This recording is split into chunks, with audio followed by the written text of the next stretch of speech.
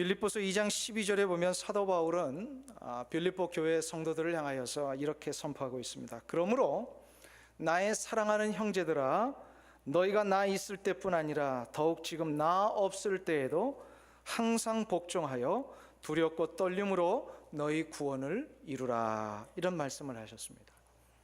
사도 바울은 왜 여기서 너희의 구원을 이루라 라는 말씀을 하셨을까요? 이미 구원은 생명의 문, 곧 좁은 문을 통과한 사람들에게 이루어진 것인데 왜 구원을 이루라라고 하는 이 표현을 쓰고 있는 것일까? 이것은 좁은 문, 생명의 문을 통과한 자들에게 아직 모자라는 그 무엇인가가 있다는 말씀입니까? 그렇지 않습니다. 사도 바울에게 있어서 구원을 이루라라고 하는 이 표현은 구원받은 성도가 가야 할 구원의 길을 얘기를 합니다. 사도 바울은 구원을 우리가 거듭나는 것, 곧 죽은 영혼이 예수 그리스도의 십자가의 은혜로 생명 있는 영혼으로 바뀌어지는 것, 이것을 구원이라고 설명을 했습니다. 이미 이것이 구원임에 틀림없습니다. 그렇지만 구원이라는 단어를 여기서만 사용하는 것이 아니라 또한 구원받은 성도가 구원받은 이후에 걸어가야 할 이 세상 사는 동안에 예수 그리스도의 장성한 분량에 이르기까지 이루어내야 될 신앙의 성숙, 신앙의 길, 이 모든 것을 이루어가는 과정, 이것을 전체적인 의미에서 구원이라고도 사용을 하고 있습니다. 그래서 이미 우리가 구원받았습니다라고 했을 때 이 구원도 맞는 얘기요, 앞으로 구원을 이루며 사십시오 하는 말도 맞는 말입니다. 영혼의 구원함을 구원이라고 하면서 동시에 구원받은 자가 걸어가야 할 이 길도 구원이라고 얘기를 합니다. 오늘 본문에 의하면 주님이 가르쳐 주신 이 산상수훈의 아주 중요한 이 오늘 읽은 본문 속에서는 구원받은 자가 걸어가야 할 구원의 길을 예수님은 좁은 길이다라고 표현하고 계십니다. 좁은 길이란 하나님의 전적인 은혜에 의해서 우리가 믿음으로 얻게 된 구원 이후에, 즉 좁은 문 통과한 이후에 구원받은 자답게 이 세상 살아가는 겁니다. 좁은 문을 통과한 자답게 이 세상을 사는 동안에 신앙의 성숙을 이루고 예수 그리스도의 십자가의 장성한, 십자가에 이루신 그 능력 때문에 예수 그리스도의 장성한 분량에 이르러 가는 것. 그런데 이것이 왜 중요하냐면 구원받은 자, 곧 구원의 문, 좁은 문을 통과한 사람들에게 보장된 이 생명의 축복이 구원의 길을 걸어가는 동안에 더 구체화되고 더 풍요로워지고 이것을 우리가 누릴 수 있는 은혜의 기회들이 막 주어진다는 겁니다. 그렇기 때문에 구원받은 것도 중요하지만 받은 이후에 구원의 길, 좁은 길을 걸어가는 게 중요합니다. 오늘 본문에 의하면 그 길을 어떻게 우리가 결단하며 걸어갈 것인가를 가르쳐주고 있는데, 성경에 의하면 세 가지의 원리를 우리가 실천해야만 이 구원의 길을 제대로 걸어갈 수가 있습니다. 첫 번째, 좁은 길, 구원의 길을 걸어가기 위해서는요, 먼저 비움의 원리를 실천할 수 있어야 합니다. 한번 따라하겠습니다. 비움의 원리를 실천하라. 비움다라고 하는 것, 이 원리는 자기 자신을 향한 결단을 얘기를 합니다. 마태복음 16장 24절에 보면 주님께서 이런 얘기를 하셨습니다. 우리 한번 찾아보시겠습니다. 마태복음 16장 24절, 27페이지 신약 성경에 있습니다.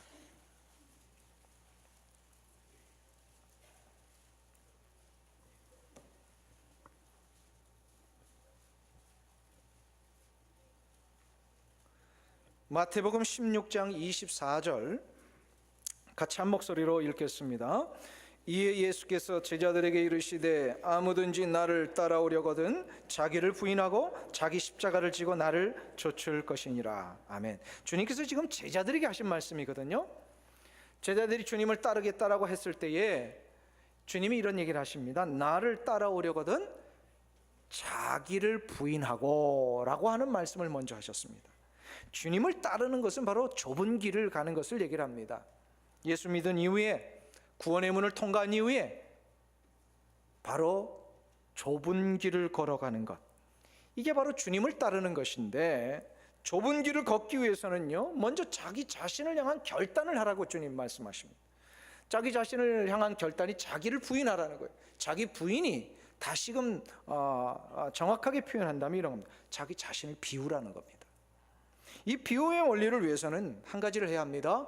바로 그동안 자기 자신이 붙들고 살았던 나의 가치관과 나의 기준, 내가 무엇인가 추구하기 위해서 세워놨던 모든 그런 원리들, 원칙들, 이런 것들을 비워내야 됩니다. 버려야 된다는 거예요.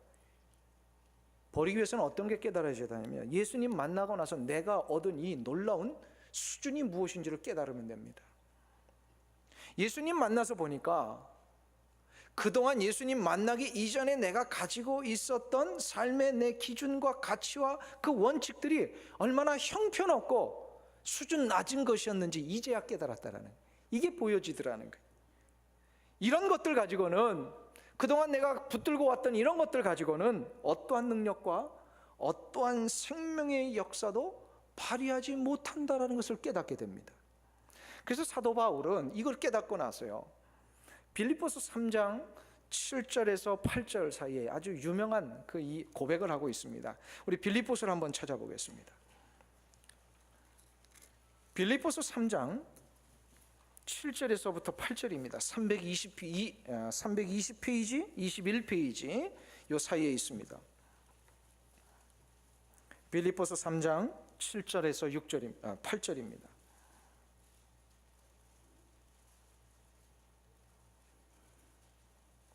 같이 한 목소리로 읽겠습니다. 그러나 무엇이든지 내게 유익하던 것을 내가 그리스도를 위하여 다 해로 여길 뿐더러 또한 모든 것을 해로 여김은 내 주 그리스도 예수를 아는 지식이 가장 고상함을 인함이라. 내가 그를 위하여 모든 것을 잃어버리고 배설물로 여김은 그리스도를 얻고. 자 보세요.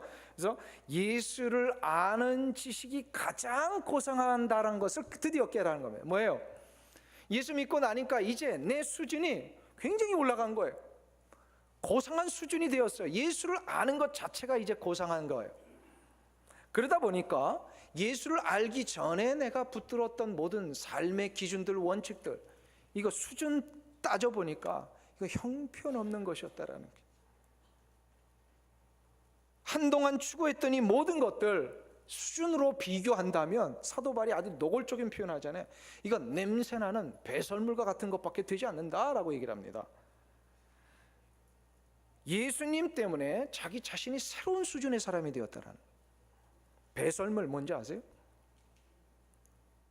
우리 이 고상하게 성경이 번역을 해서 그렇죠. 배설물 뭡니까? 똥과 오줌이에요. 똥과 오줌. 똥과 오줌에 대하여서 미련이 남는 분들 계십니까?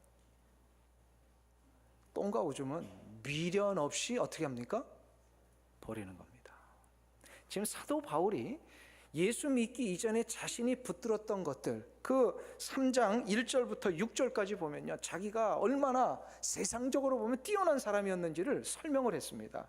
자기의 가문이 무엇이고 자기가 배운 학문이 무엇이고 가장 최고의 학문, 최고의 가문에서, 그리고 성경의 여러 곳에 보면요, 그가 당대 최고의 권력가였습니다. 소장파 중에서 가장 앞선 리더였어요.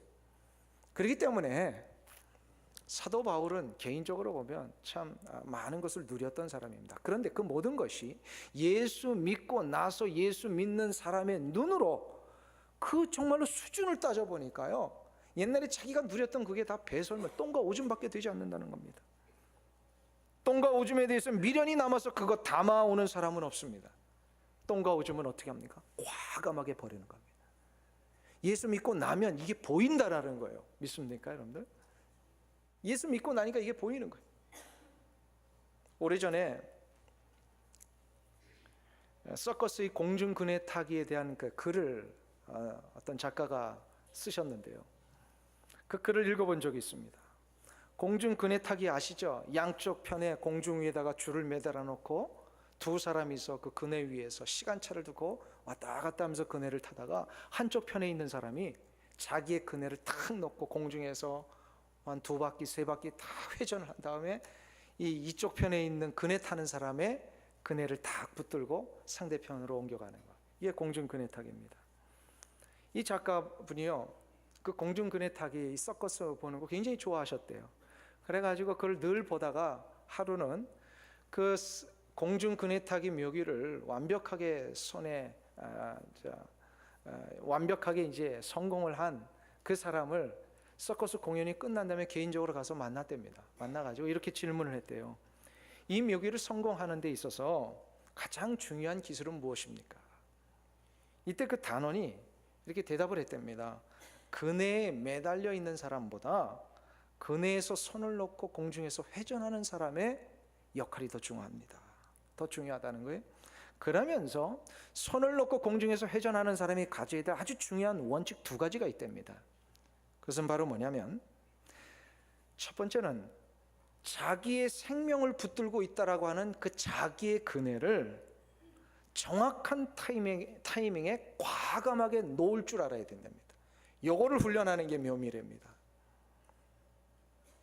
잠시라도 이 공중에서 그네를 타다가 놓을 때에 머뭇거리면서 놓는 시점을 놓쳐서 타이밍을 놓쳐가지고 이게 늦게 놓아지거나 혹은 너무 긴장해서 이것을 너무 빨리 놓게 될 경우에 영락없이 떨어지고만 됩니다. 그 타이밍이 아주 중요하답니다. 정확하게 과감하게 놓아야 됩니다. 근데 이보다 더 중요한 두 번째 원리가 있답니다. 그것은 바로 뭐냐면, 손을 놓은 후에는 절대로 파트너, 상대방, 그네 타고 있는 사람을 향하여 자기가 잡으려고 해서는 안 된답니다. 자기의 두 손을 벌리고 상대방으로 하여금 자기를 잡도록 완전히 맡겨야 된다고 합니다. 이 두 원리를 정확하게 지키면 공중에서 그네 타기 묘기를 성공할 수 있다고 합니다.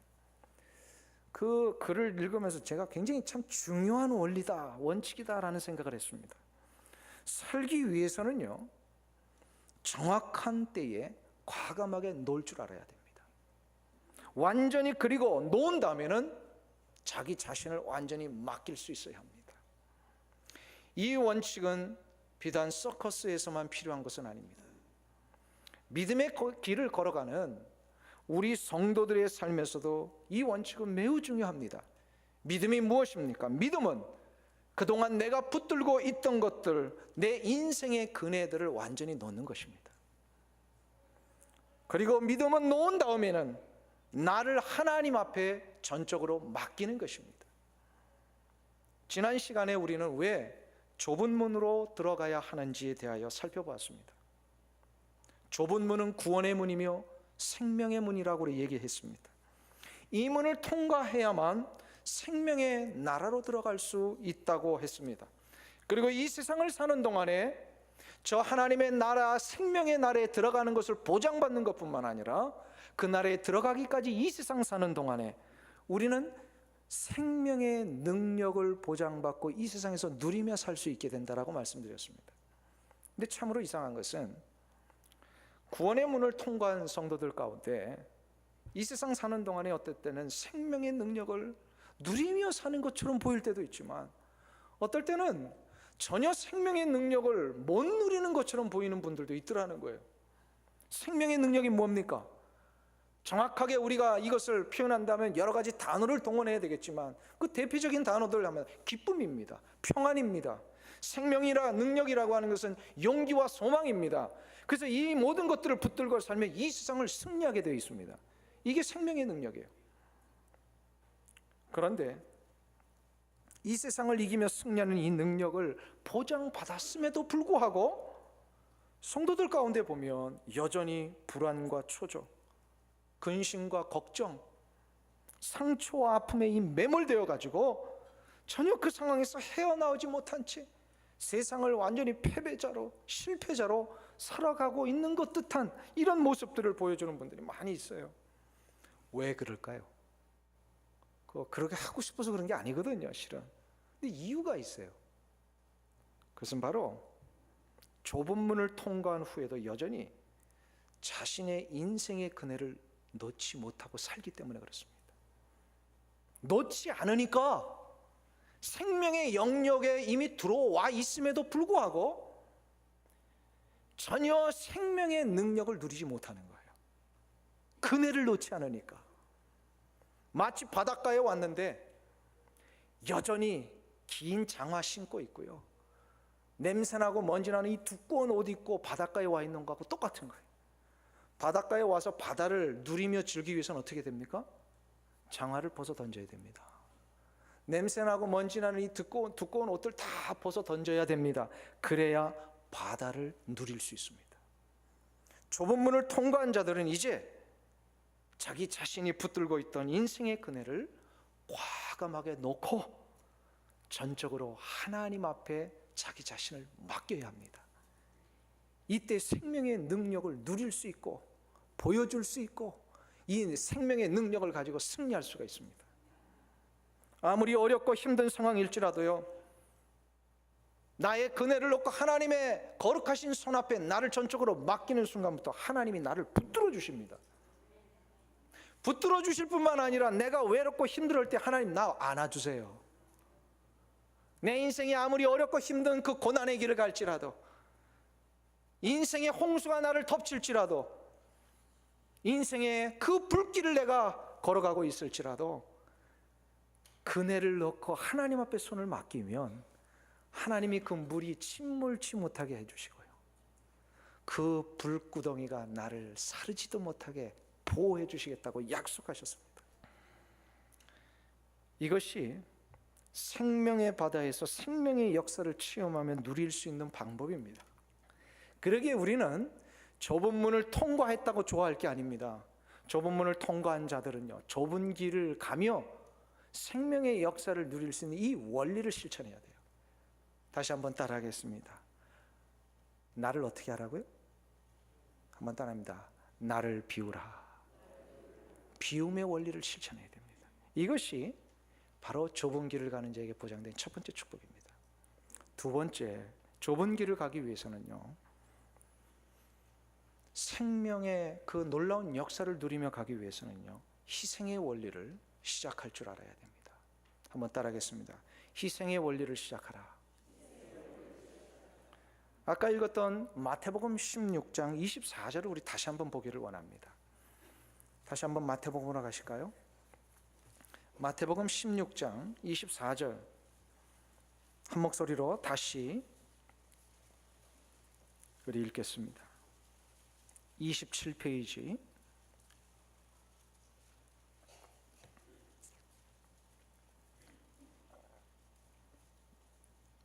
한 목소리 같이 읽습니다. 이에 예수께서 제자들에게 이르시되 아무든지 나를 따라오려거든 자기를 부인하고 자기 십자가를 지고 나를 좇을 것이니라. 여기서 주님은 좁은 길을 가는 자가 해야 할 두 번째 원리를 우리에게 가르쳐 주십니다. 자기의 십자가를 지라고 하십니다. 자기의 십자가가 무엇일까요? 이것은 인류를 대속하기 위한 예수님이 골고다에서 지신 그 십자가를 얘기하는 것이 아닙니다. 이 십자가는, 예수님이 골고다 위에서 지신 이 십자가는 예수님만이 지실 수가 있습니다. 그러나 예수님의 이 골고다 십자가 위에서 보여주신 이 놀라운 희생의 역사로, 이 희생의 역사로 구원받은 모든 성도들은 한 가지를 따라갈 수가 있습니다. 십자가의 원리입니다. 십자가의 원리는 한마디로 희생의 원리입니다. 즉 주님이 지신 그 십자가는 따라갈 수 없을지 모르나, 그러나 주님이 남겨주신 십자가의 희생의 원리는 우리가 따라갈 수 있습니다. 이게 바로 우리의 십자가, 자기의 십자가를 지고 가는 겁니다. 아까 첫 번째 원리는, 좁은 길을 가기 위한 첫 번째 원리는 어떻게 하라는 것이었어요? 자기를 먼저 비우는 것이라고 했습니다. 이거는 자기를 비운다라고 하는 것은 자기 자신을 향하여 먼저 결단하라는 얘기입니다.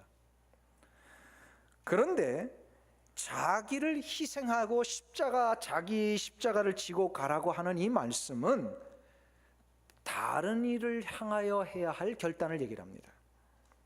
무슨 얘기냐면 자기 십자가를 진다라고 하는 것, 이 자기 희생이라고 하는 것은 버리지 않아도 되지만, 그 누려도 뭐라고 얘기할 사람 없지만 기꺼이 다른 사람들을 회복시키시고 그 다른 사람을 하나님 앞으로 돌아오게 하기 위하여서 내가 누릴 수도 있는 것들을 기꺼이 나눠주며 베풀며 희생하는 것을 얘기를 합니다.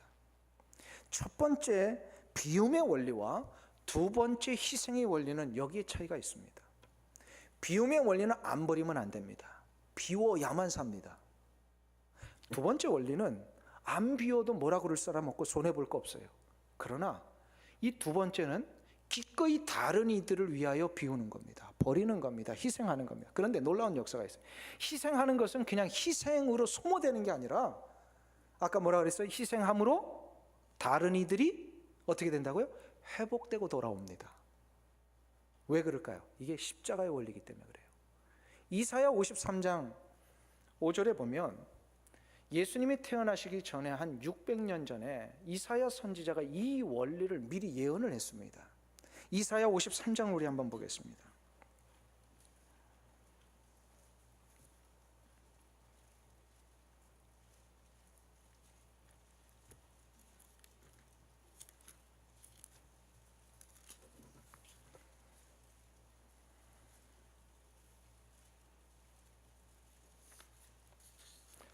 이사야 53장 5절 같이 읽겠습니다. 그가 찔림은 우리의 허물을 인함이요 그가 상함은 우리의 죄악을 인함이라. 그가 징계를 받음으로 우리가 평화를 누리고 그가 지치게 맞음으로 우리가 나음을 입었도다. 아멘. 자, 여기 보세요. 이사야 선지자가 예수님의 십자가의 희생에 대해 아주 중요한 이야기를 합니다. 예수님이 찔림이 우리의 허물 때문이고 예수님의 상하심이 우리 죄악 때문이다. 이 문제 해결하시기 위하여. 그런데 죄 용서함으로 끝나지 않고요, 예수님의 희생의 역사가 어떤 그 축복을 가져왔냐면, 예수님이 징계를 받음으로, 그가라고 하는 것이 예수님을 예언한 거예요. 예수님이 징계를 받음으로 그 징계 때문에 누구가, 우리가 뭘 얻었다고요? 평화의 혜택을 얻었다라는 거예요. 절망과 탄식과 고통 가운데 있는 우리가 해방돼서 평화를 얻었다는 거예요.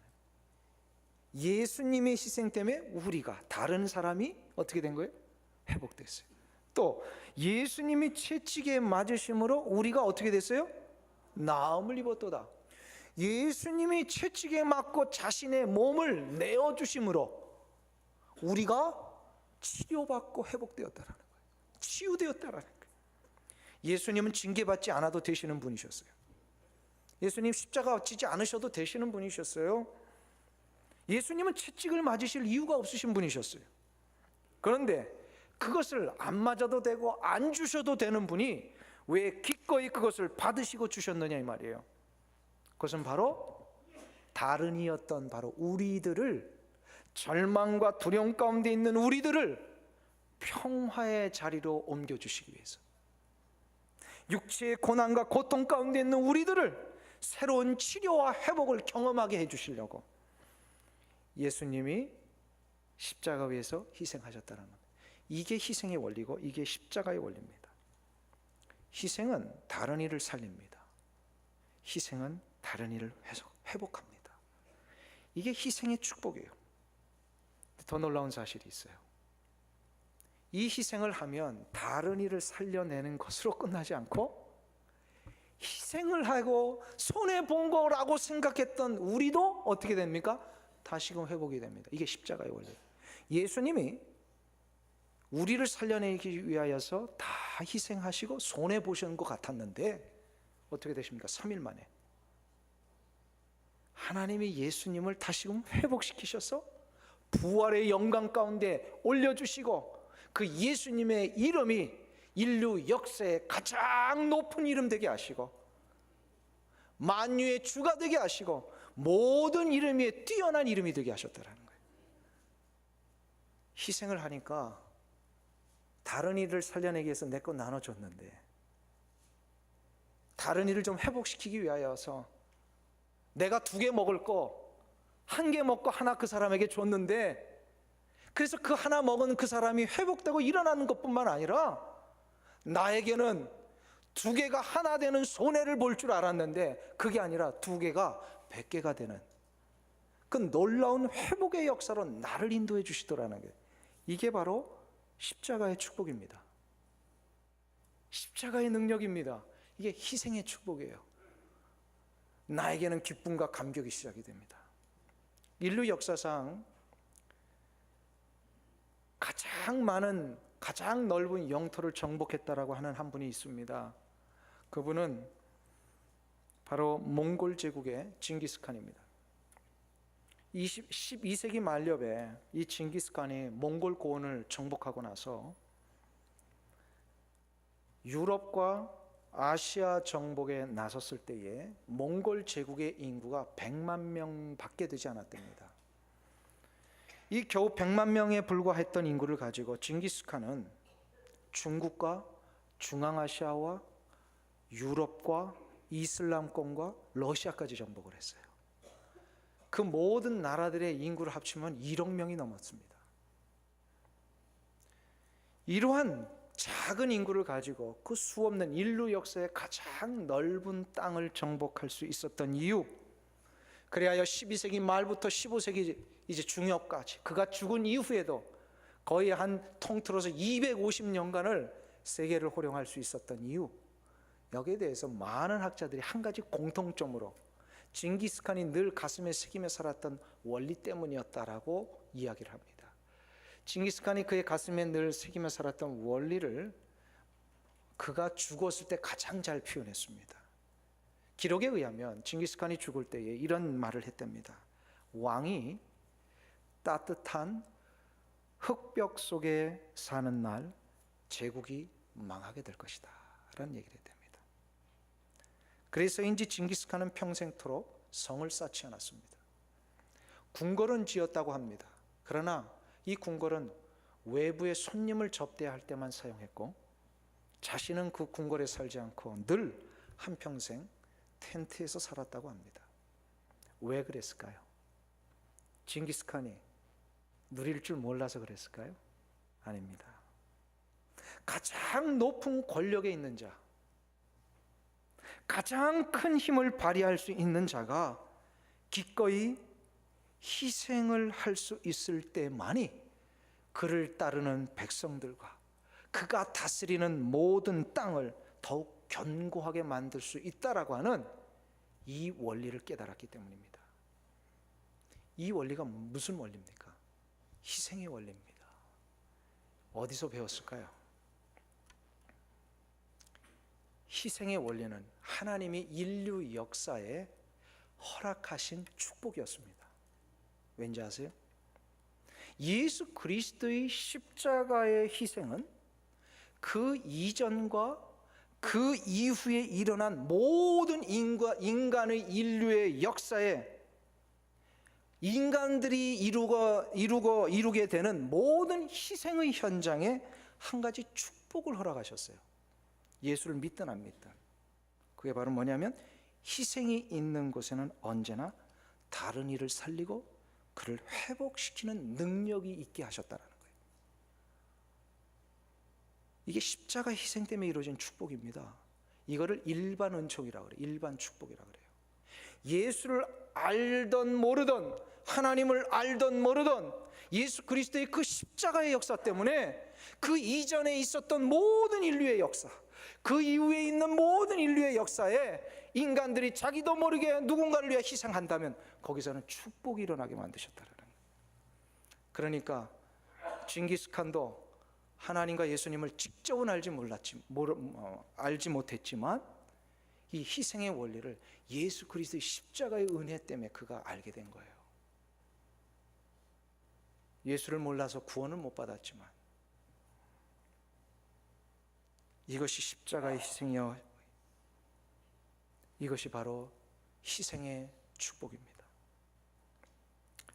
희생은 다른 일을 회복하고 다른 일을 돌아오게 할 뿐만 아니라 나를 회복시키고 나를 복되게 합니다. 사랑하는 성도님 여러분, 이 희생의 원리를 가정에서 한번 해보세요. 왜 나는 이렇게 잘못 만나가지고 한평생 가정에서 이렇게 맨날 희생만 해야 되느냐? 그게 아니란 말이에요.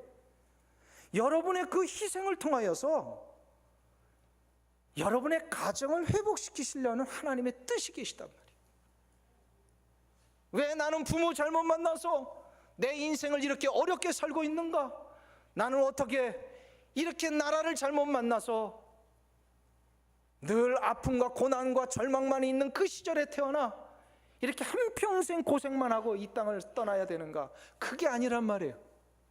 그게 아니고요, 나의 이 희생과 나의 이 섬김을 통하여서요, 내 가정을 하나님이 돌아오게 하시고 내 국가를 다시 돌아오게 하시는 하나님의 역사가 있습니다. 이것 깨닫고 나면요, 희생이 그렇게 어렵지 않아요. 쉬워요. 내 인생 왜 이렇게 자꾸 어려움만 가는 게, 그게 아니라 내가 한번 나를 위하여 내 인생의 길을 위해서 한번 희생해 보세요. 희생의 원리는요, 결코 손해가 아닙니다. 희생의 원리는 축복입니다. 그러니까 가정을 위하여 희생하는 거, 이거요, 식은 죽 먹기예요. 내 인생의 길을 위하여, 내 인생의 회복을 위하여 내 스스로 희생하는 거, 이거 누워서 떡 먹기란 말이에요. 희생이 그렇게 어려운 게 아니란 말이에요. 희생은 우리의 가정이 살고 우리의 국가가 살고, 여러분의 희생을 우리 교회에서 한번 해보십시오. 여러분이 속해 있는 공동체에서 한번 해보세요. 그 희생을 통하여 교회가 건강해지고, 여러분의 희생을 통하여 그 공동체가 견고히 세워질 것입니다. 그리고 놀라운 사실이 있어요. 희생은, 특별히 예수 믿는 자들이 하는 희생은 저 하나님의 나라에 장차 우리가 받게 될 상급으로 쌓이게 됩니다. 이 놀라운 축복의 원리를 실천하시기를 간절히 축원합니다. 마지막 세 번째로, 좁은 길을 걷기 위해서는요, 어떻게 해야 되느냐? 보여줌의 원리를 실천할 줄 알아야 됩니다.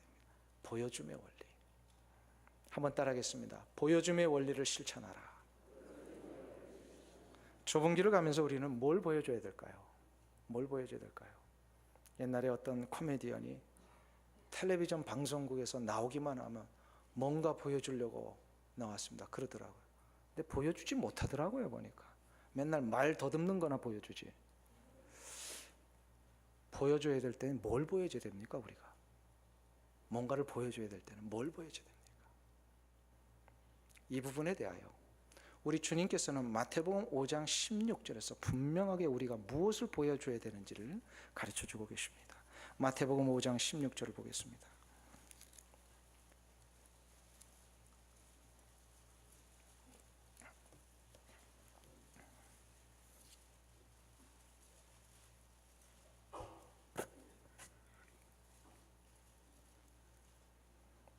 마태복음 5장 16절 우리 같이 읽겠습니다. 이같이 너희 빛을 사람 앞에 비추게 하여 하늘에 계신 너희 아버지께 영광을 돌리게 하라. 사람 앞에 빛을 비추는 것, 우리가 사람 앞에 착한 행실을 보여주는 것, 이것을 통하여 결국 하나님께 영광을 돌리라, 이렇게 말씀을 하십니다. 이것은 바로 무엇을 얘기합니까? 사람 앞에 빛을 비추는 거. 우리가 빛입니까? 아니죠.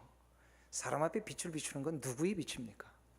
우리 주 예수 그리스도, 하나님의 영광의 빛을 보여주는 겁니다. 이것이 바로 착한 행실을 보여주는 것이다. 이것은 다시 말로 뭘 얘기를 하는 거냐면 하나님을 보여주라는 것입니다. 우리가 보여줘야 될 것은 하나님이십니다. 세상에 대하여 하나님을 보여주는 삶, 이것이 바로 하나님께 영광을 돌려드리는 삶입니다. 아까 첫 번째, 좁은 길을 가는 자는 어떤 원리를 먼저 시작해야 된다고요? 비움의 원리. 그리고 두 번째로는요, 희생의 원리. 그리고 지금 세 번째로는요, 보여줌의 원리라고 그랬습니다. 비움의 원리라고 하는 것은 뭐라고 그랬습니까? 제일 먼저 누구를 향하여 결단을 해야 됩니까? 나를 향하여, 내 자신을 향하여 결단해야 돼요.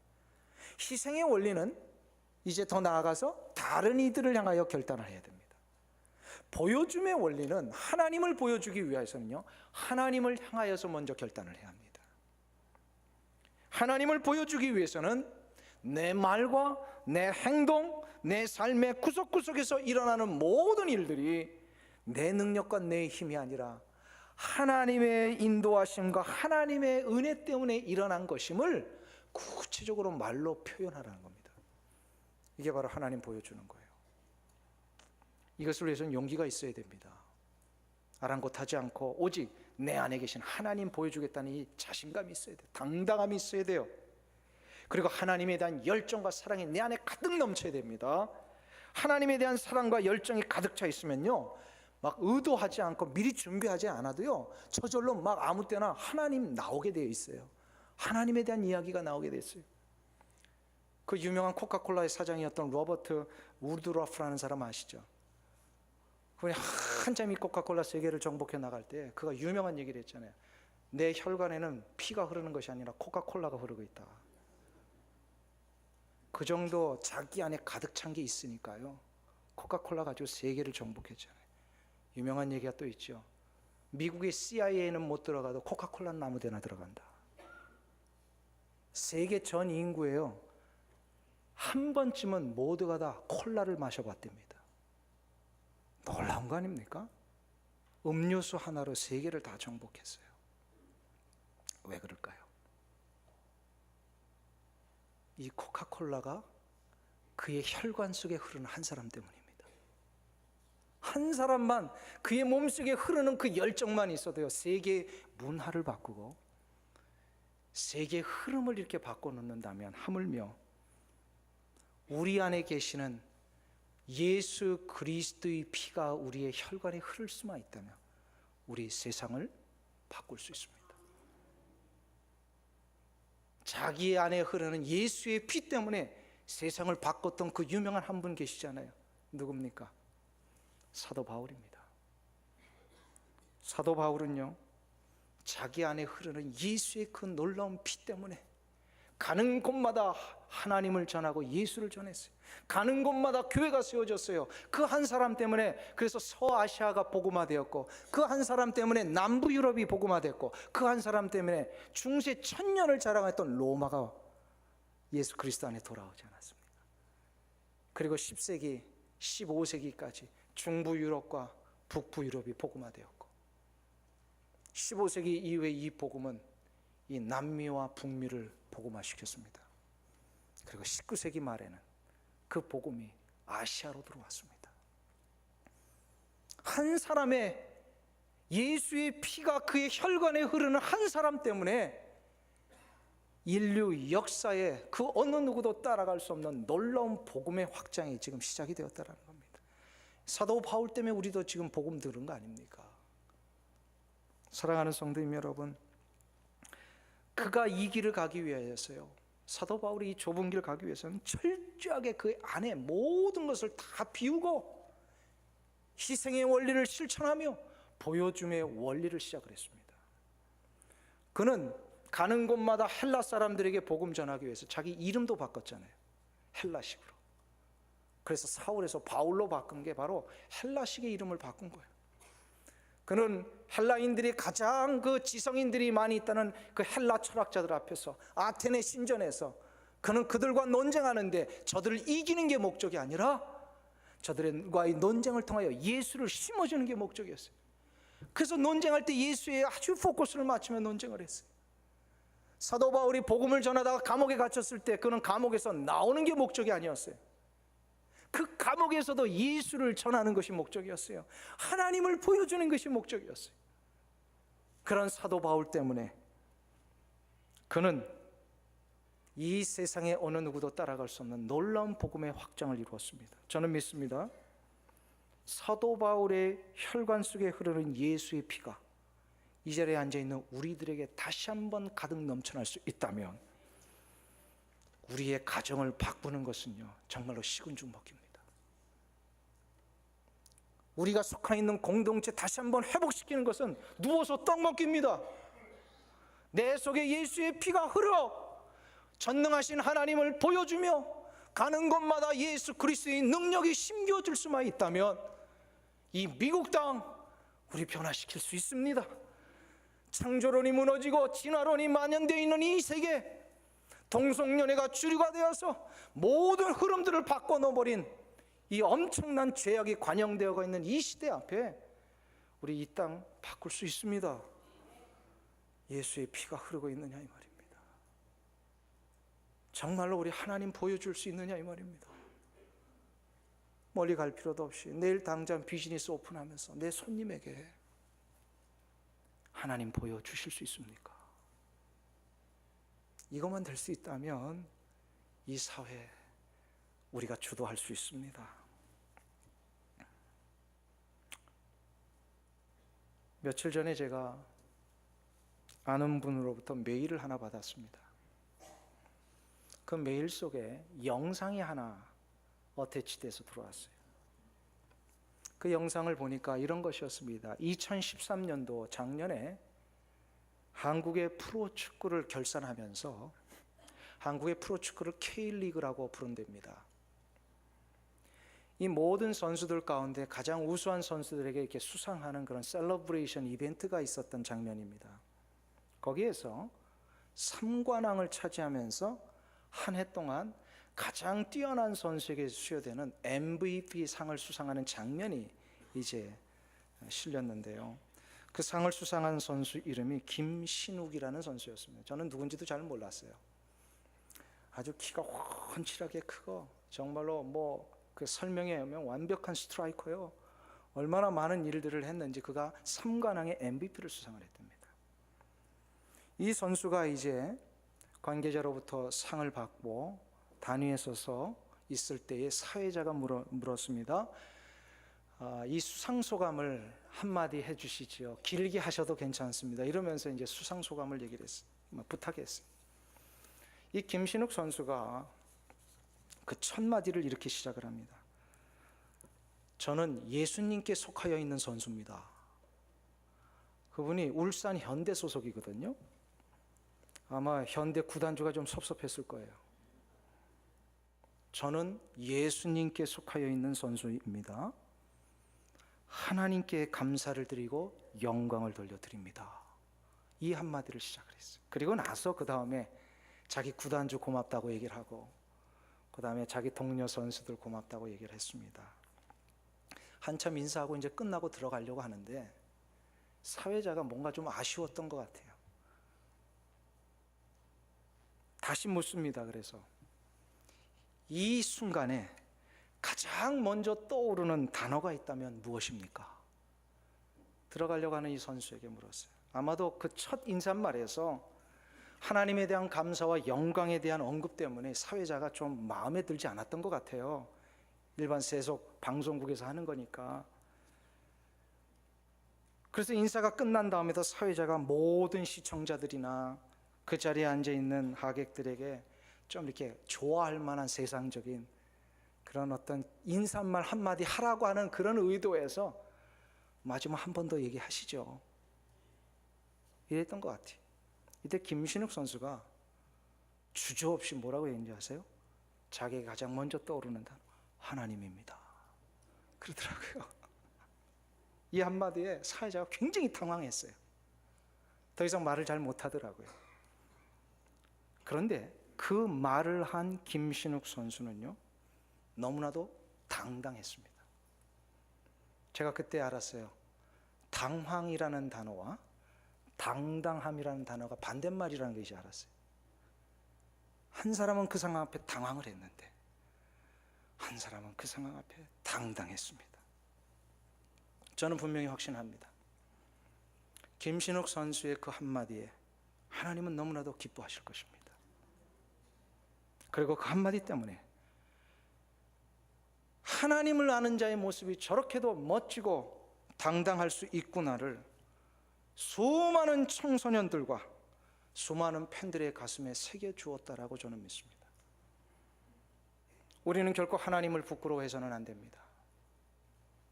하나님은 우리의 자랑이시며 하나님은 우리의 가장 고귀하신 생명의 아버지이십니다. 그러기에 우리는 어느 때든지 어떤 장소에든지 기회가 있건 없건 간에 우리의 몸속에 흐르는 예수의 그 피로 인하여 하나님을 보여주며 예수를 이야기할 수 있어야 됩니다. 하나님을 보여줄 때 하나님 기뻐하십니다.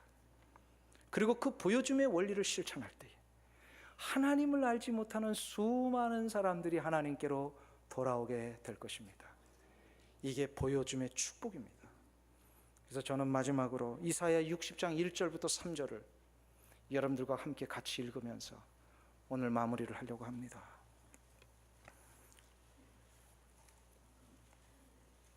이사야 60장 1절에서 3절입니다. 1039페이지.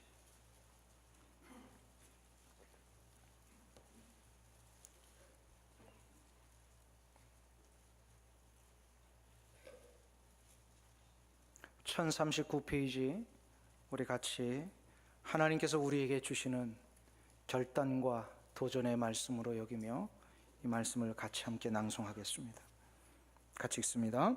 일어나라, 빛을 발하라. 이는 내 빛이 이르렀고 여호와의 영광이 내 위에 임하였음이니라. 보라, 어두움이 땅을 덮을 것이며 캄캄함이 만민을 가리우려니와 오직 여호와께서 내 위에 임하실 것이며 내 위에 나타나리니 열방은 내 빛으로 열왕은 비치는 내 광명으로 나아오리라. 아멘. 우리가 비치는 하나님의 그 영광의 빛 때문에, 우리가 보여주는 하나님 때문에 열방이 돌아오고 열왕이 이 빛된 자리로 돌아오게 될 것입니다. 이 은혜의 역사가 여러분들 가운데 일어나시기를 간절히 축원합니다. 기도하겠습니다. 하나님 아버지, 좁은 문을 들어선 우리가 이제 그 놀라운 좁은 문의 축복을 누리며 살기 위하여 비움의 원리를 시작하겠습니다. 희생의 원리를 실천하겠습니다. 하나님이 허락하신 그 놀라운 능력의 역사를 위하여 보여줌의 원리를 시작하겠습니다. 때를 얻든지 못 얻든지 일어나 하나님의 놀라운 빛을 발하는 이 삶을 살겠사오니, 오 주여, 하나님을 알지 못하는 자들이 돌아오는 이 축복을 우리로 하여금 경험하게 도와 주시옵소서. 예수님의 이름으로 기도하옵나이다. 아멘.